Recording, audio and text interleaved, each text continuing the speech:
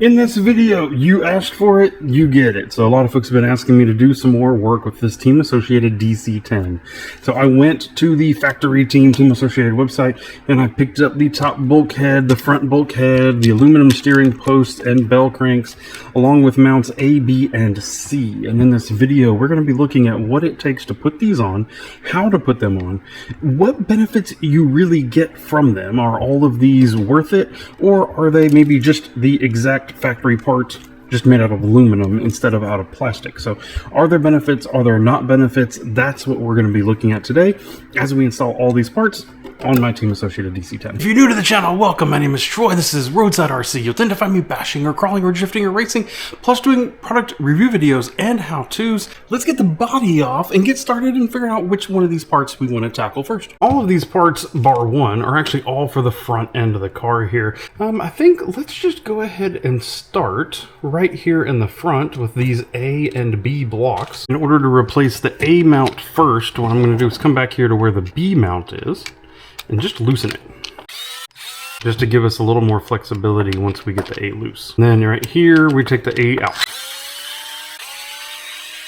If yours is still assembled per the factory instructions, then you will have a little metal shim underneath this, so be careful. So this will slide out, including those metal inserts. This is the shim that we're talking about. You don't want to lose. And then if you have changed your alignment and you have any spacers up here, make sure you are paying attention to that. These A and B blocks are part number 72254. All the parts that we are putting on today, I will have a link down in the video description so that you can easily buy them. Try to compare it to these aftermarket parts. Are they exactly the same? It looks like they're exactly the same front and rear, so you don't have to worry about that. Now, small pair of needle nose pliers here so that we can try to get these little inserts out. Come out. Aha, there it is. These need to go into the aluminum here. Now, what's interesting there, they're a lot tighter in the plastic than they are in the aluminum. And I wonder if we're going to get wear there. I really wonder, do we need to put a grease in there? I have a ceramic grease here. I may try to take something and get just a little bit of that grease in there so that it's not just a metal on metal sliding. Of course, these parts come with 0 instructions. So, oof, we just gotta kind of give it a shot here and see what happens. When we talk about, does this part add performance or is it just bling? I think we can pretty much very easily tell this is a bling only part. Yeah, it looks amazing, and it's going to look amazing on there. It's going to make the car look fancier. But at the end of the day, there's no difference in adjustability. There's no difference in any strength that we're going to need. Yeah. I bet if we measure weight, we'll actually see what the difference in the weight is. Factory part without inserts doesn't even register.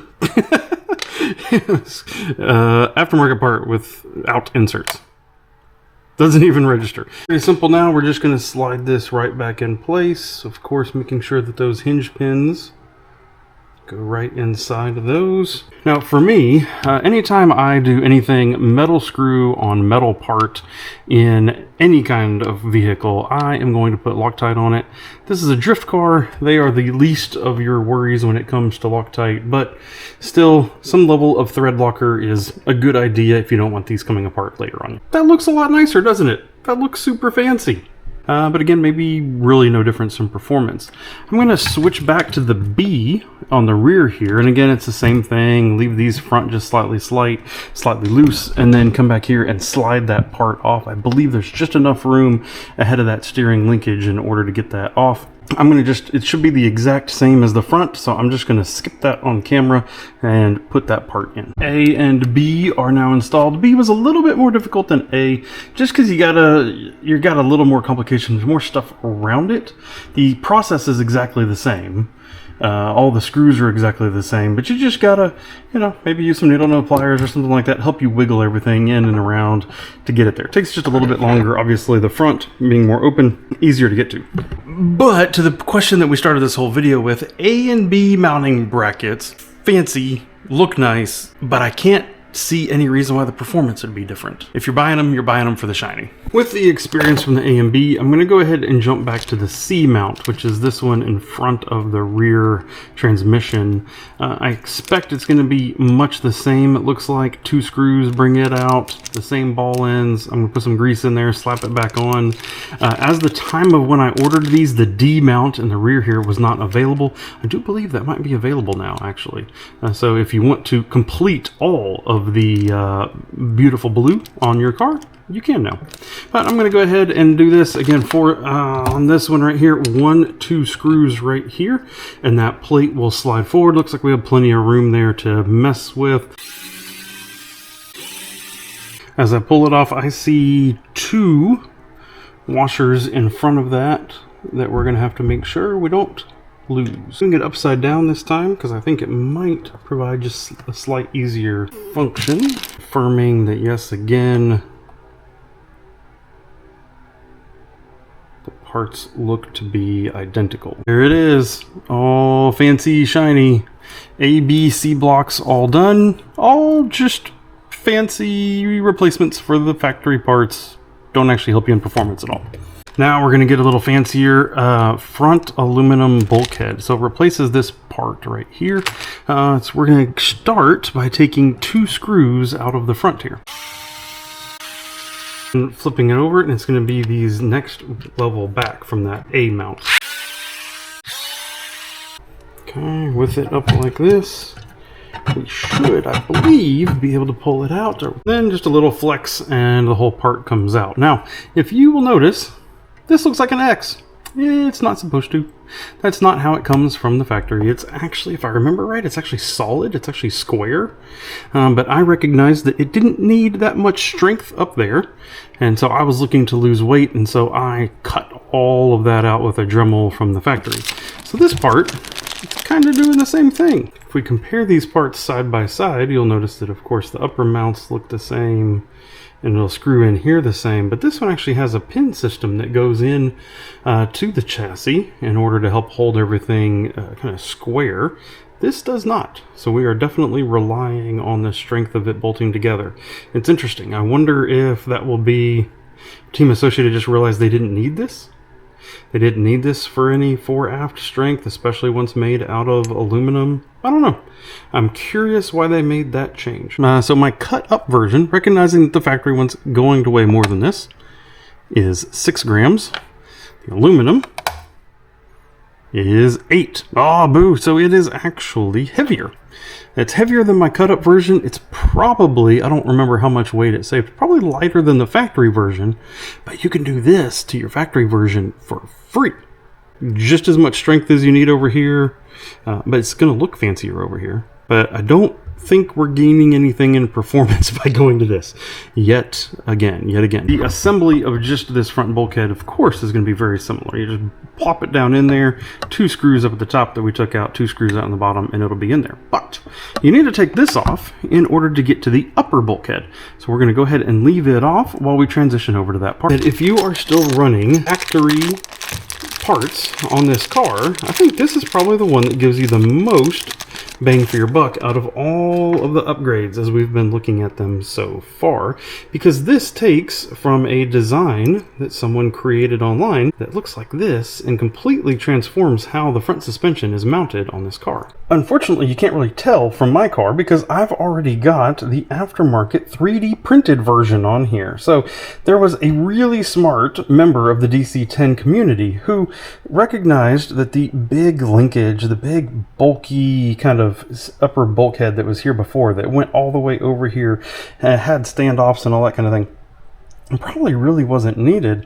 They designed this sleek part with this holder right here for the upper hinge pins. Done and done. That's all it needed. Very, very simple. And you eliminated all of these parts. Well, if you don't have a 3D printer, if you don't have somebody that can make this for you, you were stuck with the factory parts. These I've been running for quite a long time and works great. I believe the file was either free or very cheap. And then, of course, printing it, if you have a printer, printing it is practically free. What this part does is recreate this that had been already previously designed online. I really hope Team Associated gave whoever designed that credit, because otherwise you're copying somebody online and plagiarizing them, and it's probably not cool, is going to be a very nice part. If you have the factory parts, and if you do not have the ability to get these 3D printed parts, this is going to be a quite worthy upgrade because it allows you to remove that whole bulky factory bulkhead. In order to do this, we're going to take these 2 screws out here and then 1 more screw out from underneath, and this whole thing will pop off. Alright, now this will pull gently and you won't lose all of your spacers or where your control arms are. Now you got to take your little inserts out, making sure to swap over your plastic parts and put the alignment back in the correct location. This will then slide right on here. Beautiful. I mean, that does look nice. Yeah, now that looks really fancy, doesn't it? I really like that. Versus the factory huge bulkhead, not only does it look nice, it reduces weight off the front, it reduces complexity, opens up this whole area here. It is this one I really like. This one really needs to, that's a winner right there. All right, and with that in, now we can go ahead and pop our fancy aluminum front piece in here. Look at that. Screws are going to go back into it just like they were before, and this is going to be all buttoned up. And of course, you know what? As soon as I put that on, I realized I need to take 2 of those screws right back off, because what's next for us is the aluminum Bellcrank and the steering post mount that goes down right here. We're going to need to go ahead and take those 2 screws back out, and I'm going to pop off some of these ball ends as we right back out. And underneath them. And now to get the rest of that whole steering mechanism out, 1, 2 more screws right here. And just like that, the whole mechanism comes out. To upgrade these parts, you have 2 different groups. You have the steering post mount, which is going to replace this bottom piece here, and looks like it's just a factory swap over. Then you have the Bellcrank. And we're going to need to be really careful because, again, there is 0 instructions that come with these. And it looks like it's going to replace that whole part. And yes, this looks, again, it looks like it's factory dimensions. I don't see any difference here. Now, this steering mechanism here, we have a little bracket that we need to put on. The whole mechanism, before we swap anything over, is 28 grams. Alright, we're going to start by pulling off these upper clips. And then I believe these mechanisms will come all the way off, the wipers, Bellcrank, and then we have a couple spacers on each side, and then these posts. Plastic is going to aluminum. Again, it looks like, just for the fancy, we're going to put all the spacers back on. We're going to put the new parts. Now we're going to need to reuse the bearings. I did not buy new bearings. If your car is old and you've had a lot of miles on it, then maybe it's a good idea to replace the bearings. And I bet that these are in pretty good shape. So again, just mirroring what was done from the factory before right there. It goes over, and we can go ahead and put our clip on the top. And goes that one, on that goes. We can go ahead and get 1 2 screw out of this and transfer the wiper system over. Very, very important. This wiper system has these little bushings in here. You must make sure that those are maintained and that this is all assembled in the correct orientation. This is also a very, very important place to put your thread locker on. There it is. Now make sure this moves nice and smooth. It's tight and it moves nice and smooth. Steering stoppers. These are your steering stoppers. Again, we're going to put just a dab of thread locker. The factory. I actually really wonder how important those steering stops are.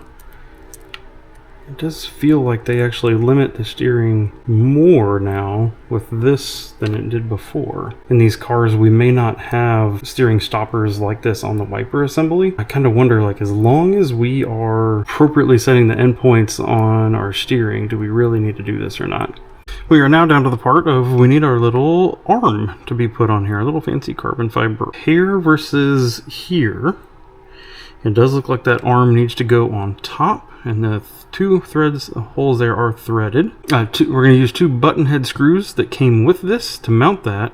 Let's get these on there. Again, I am thread locking the heck out of these. To get this off over here, it's just a simple unscrew.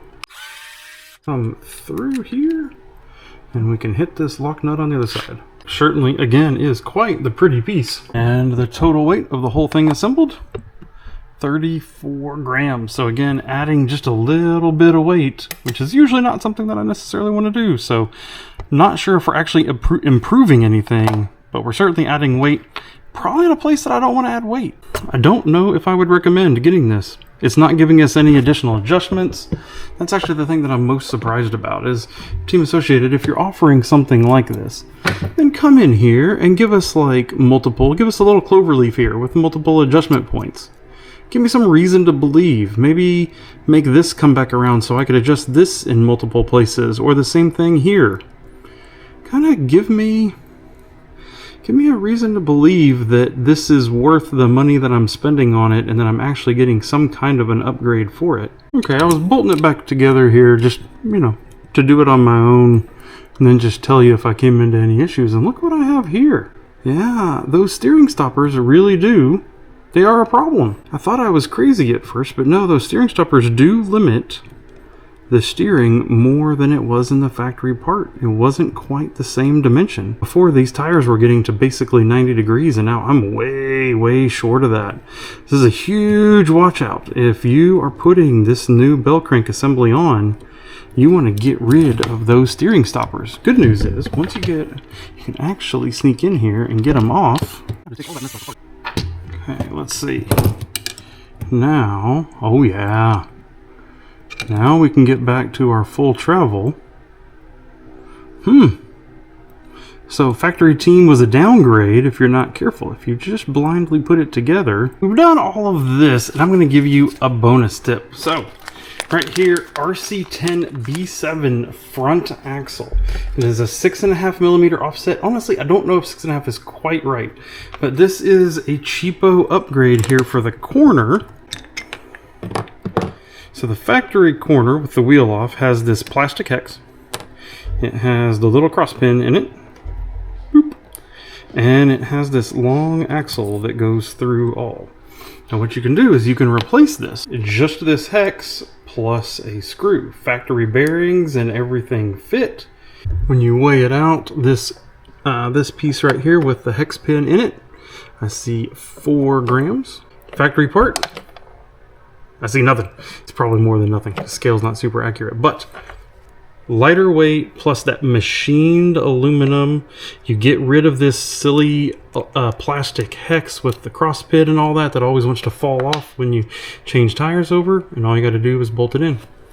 Again, this is one where Loctite thread locker is probably going to be recommended. It certainly looks a lot nicer on that corner that way, doesn't it? And then all you can do is bolt your wheel straight on. No muss, no fuss. Bonus, you get a little blue in there right now. I haven't been able to test these fully yet. It does feel like the dimension is just ever so slightly off. There's a little bit of wiggle right here in the hex. You see this? It's a little bit of wiggle back and forth in that axle. I kind of want to be able to, I need to find how much that is and maybe come in and put some spacer on the outside here to make sure that that wheel is out appropriately. I don't know if it's really going to cause an issue. I need to get out and drive it some and see first. You got to give it to him. That looks great. I mean, really, those parts look amazing on there. Look at this. I love how the 2 kind of just goes around all the way to the front. That blue with the milled edges. I mean, if you're looking for the fancy, this is definitely where the fancy is. This really does take this chassis to a whole nother level, and I can see how once people start putting these parts on, it's pretty dang addictive. So I hope if you have been thinking about getting these upgrade parts for the Team Associated DC10, you were looking at all of this fancy blue aluminum that they are offering, and you are wondering if it is worth it for you or not. Now you know. Is all of this worth it? Is it not? You can be the judge of it. Obviously, I gave you my opinion as we went on about the parts that were good, about the parts that I think were just there for looks only. So you can make the smartest decision with your money for what your goals are. Now, I have, like I said, links to all of these in my video description. So if you do want these, that's an easy way to go grab them. If you are curious about anything else that I have done with this Team Associated DC10, there'll be a playlist popping up over to your right, and I hope to see you in one of those videos. Thank you for watching, and goodbye.